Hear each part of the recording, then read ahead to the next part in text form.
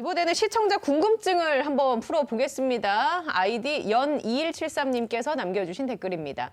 요새 뉴스를 보니까 남미산 뮤 변이를 아주 비중 있게 다루고 있더라고요. 뮤 변이에 대해 궁금합니다. 라고 질문을 주셨거든요.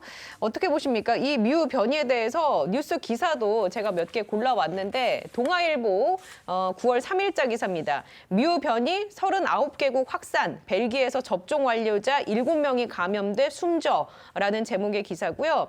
세계보건기구가 올해 1월 처음 확인된 이 변이를 관심 목록에 추가를 하고 뮤 변이로 명명을 했다라고 하면서 벨기에에서는 백신 접종 완료자 7명이 코로나19 뮤 변이에 감염이 돼서 7월 말에서 8월 초 사이에 사망했다라는 기사가 있고요.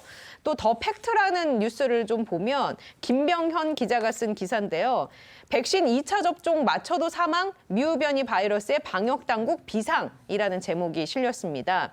내용은 2차 백신 접종까지 마치더라도 사망에 이를 수 있는 가능성이 매우 높기 때문이다라는 문장이 기사 서두에 등장을 합니다. 자, 교수님, 팩트체크 겸 해서 이 뮤 변이에 대해서도 좀 알려주시죠. 예, 우리가 하나씩 좀 살펴보겠습니다. 이제 언론들이 잘 모르니까 기본적으로 이제 공포를 조장하는 측면이 있는데요. 전혀 그렇지 않다고 하는 것을 한 가지씩 살펴보겠습니다. 우선 뮤 변이가 무언가부터 살펴보겠습니다. 뮤 변이는 지난 1월 달에 이 콜롬비아, 그러니까 남미 쪽에 있는 콜롬비아에서 처음으로 발견이 되었습니다. 그러면서 WHO, 세계보건기구가 관심 변이, 그러니까 이제 세계보건기구가 정하고 있는 변이가 크게 두 종류가 있는데요. 하나가 다소 낮은 단계인 관심 변이.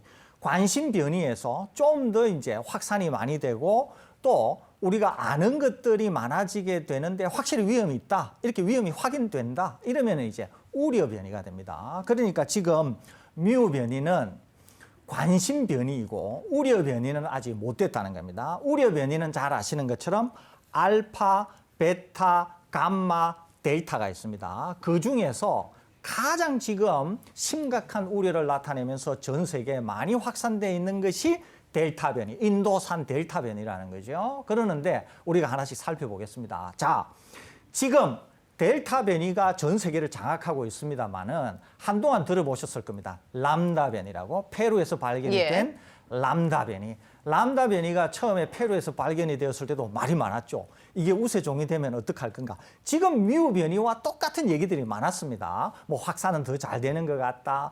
백신도 회피하는 것 같다. 그러면서 막 람다 변이에 대한 우려가 있었는데 지금 어떻죠? 람다 변이가 전혀 요즘에 언급하는 데가 없습니다. 그리고 람다 변이가 관심 변이에서 우려 변이로 신분이 상승되지도 못했습니다. 그러면서 지금은 거의 사그라들다시피 하다는 거죠. 또 다른 하나가 있었습니다. 델타 플러스라고. 델타에서 플러스가 되니까 야 이거 진짜 핵폭탄 아니냐 이렇게 생각하지만 요즘에 델타 변이 아무도 얘기 안 하고 있다는 거죠. 그렇습니다. 델타 플러스 아무도 얘기 안 하고 있습니다. 그러면 지금 전 세계에서 가장 우려스러운 변이는 델타 변이라고 볼 수 있습니다. 델타 변이. 그러면 델타 변이를 이해하게 되면 우리가 아직은 잘 모르는 뮤 변이에 대해서도 미래가 어떻게 되겠네라고 점쳐볼 수는 있다는 거죠. 그러면 델타 변이의 본산지인 인도로 한번 가보겠습니다. 인도에서 델타 변이가 생겼잖아요. 그러면 인도가 어떤가 하는 것을 한번 살펴볼 필요가 있다는 거죠. 제가 자료를 가져왔습니다. 그 자료를 보시면서 인도의 델타 변이가 현재 어떤가 하는 것을 한번 보겠습니다. 이게 이쪽 편이 인도의 일일 확진자 수고 그다음에 오른쪽 편이 인도의 일일 사망자 수입니다. 인도는 인구가 약 13억 6천만 명 정도 됩니다. 그러는데 지금 왼쪽에 보이는 이게 인도의 일일 확진자 수인데 이쪽 피크가 보이는 게 소위 우리의 4차 유행입니다. 하루에 확진자가 45만 명 가까이 나왔습니다. 45만 명.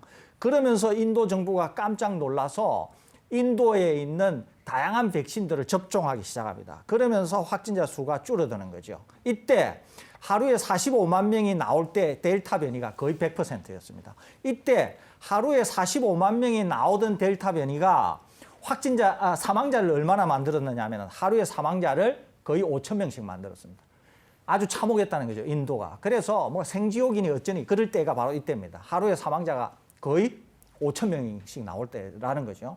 백신 접종이 되면서 줄어들기 시작합니다. 줄어들어서 지금은 하루 사망자가 얼마나 나오느냐 하면 하루 확진자는 8월 31일 날 4만 3천 명, 9월 1일 날에는 4만 5천 명 이렇게 4만대가 나오는데 지금은 사망자는 400명, 300명 뭐 이 수준에 나온다는 거죠. 그러니까 델타 변이가 만일에 정말 무서워서 통제가 안 된다고 하면은 40만에서 50만, 100만을 찍으면서 계속 참혹한 수준으로 가야 되는데 그렇지 않다는 거죠. 결국 통제가 된다는 거죠. 그렇기 때문에 뮤 변이 제가 말씀드리고 있지 않습니까? 뮤 변이도 람다 변이가 없어진 것처럼 뮤 변이도 지금 예. 델타 변이와 같이 견주어 보면은 미래가 어떨 거다라고 하는 거는 예상이 되시죠. 미국으로 한번 가보겠습니다. 미국도 지금 델타 변이 때문에 난립니다. 난리. 델타 변이도 날리고 뮤 변이도 2천 건이 보고가 됐다고 그렇습니다. 나오더라고요. 그러는데 일단 예. 파우치 소장이 지금 미국에서 중요한 것은 델타 변이지 당장은 뮤 변이가 아니다. 이런 얘기하고 있습니다. 또 하나는 뮤 변이에 대해서는 공포는 다소 과장이 되었지만 아직까지도 모르는 게 너무 많다는 거죠. 확산 속도는 정말 델타보다 더 빠른지 아니면은 치명률은 어떻게 되는지 백신에 대한 회피 기능은 어느 정도 예. 되는지 이건 아직 잘 모릅니다. 그럼에도 불구하고 파우치 소장은 우리가 관심을 두어야 되는 것은 델타 변이지 당장은 뮤 변이가 아니다라고 얘기하고 있습니다. 그러면 지금 미국 상황은 어떠냐는 거죠. 미국 상황은 인도에 비해서 미국은 인구가 4분의 1 가까이밖에 안 됩니다. 그런데 인도가 하루에 4만 명 부근의 확진자가 나온다 그랬잖아요. 미국은 하루 확진자가 얼마나 나오느냐 하면은 18만 명 가까이 나오고 있습니다. 인구는 4분의 1 가까이밖에 안 되는데 확진자는 4배 이상 많이 나온다는 거죠. 예. 그다음에 사망자도 하루에 1,500명, 그러니까 1,000명에서 1,500명 가까이 나옵니다. 인도에 비해서 거의 사망자도 2배 내지 3배 정도 많이 나온다는 거죠. 왜 이렇게 많이 나오는 거예요? 왜 이렇게 많이 나오는가 예. 궁금하잖아요. 자, 미국은 백신이 차고 넘치는데도 1차 백신 접종을 한 것이 62%, 2차 백신 온전히 한 것이 50%를 약간 넘어서 52%밖에 안 됩니다. 특히 공화당 우세 지역이라고 볼 수 있는 남부 지역, 특히 텍사스, 플로리다 이런 데는 백신 접종률이 훨씬 더 낮습니다. 30%를 약간 상회하니까요. 지금 확진자가 어디서 쏟아지고 있냐 하면 남부 지방에서 쏟아지고 있는 거예요. 거기에다가 보도 보셔서 알겠지만 일부 공화당 주지사가 있는 곳에는 백신 접종 의무화에 대해서도 의무화하지 않는다. 심지어는 마스크 착용과 관련해서도 마스크 착용을 의무화하는 학교에 대해서는 월급을 지불하지 않겠다. 그러니까 급여 주는 것을 금하겠다. 이럴 정도로. 그래서 거기에는 어린아이들까지 확진자가 쏟아지고 있습니다. 예. 지금. 그러니까 미국인 경우에는 첫째, 백신 접종률이 충분하지 않고 두 번째, 마스크라든지 백신 접종을 거부하는 남부 지방을 중심으로 해서 대거 확진자가 나오면서 상황이 굉장히 어려워지고 있다는 거죠.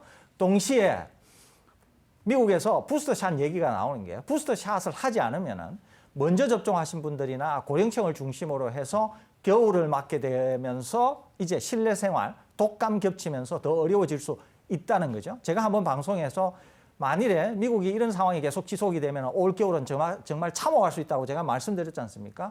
미국의 고위 당국자들이 저와 비슷한 인식을 지금 하고 있는 거죠. 예. 그렇기 때문에 미국은 바로 이런 점 때문에 어려워지고 있다. 그렇게 말씀드릴 수 있고 다시 뮤로 오겠습니다. 자, 델타 말씀드렸지 않습니까? 뮤는 지금 발생한 것이라서 아직 잘 모르고 있습니다. 그런데 아까 람다 말씀드리는 것처럼 뮤는 공포가 과장되어 있다는 거죠. 벨기에에서 아까 돌파 감염으로 인해서 7명이 사망하셨다고 하는 뉴스들이 아까 앵커께서 소개하신 그런 기사들이 있잖아요. 그러는데 벨기에에서 7명이 사망한 것은 맞습니다. 그런데 7명이 돌파 감염으로 사망한 케이스가 하나같이 다 요양원에 계신 고령층들이에요. 기저질환을 갖고 계신. 그러니까 이분들은 꼭 뮤 변이가 아니라도 통상의 코로나 바이러스에 의해서 감염이 되어도 위험할 수 있는 그런 분들이라는 거죠. 우리나라에서도 돌파 감염 사례로 몇 분이 사망하신 것처럼 다른 나라에는 더 많습니다. 그러니까 뮤 변이에 대한 것은 상당히 현재로서는 모르는 게 많고 공포가 다소 과장이 되어 있다.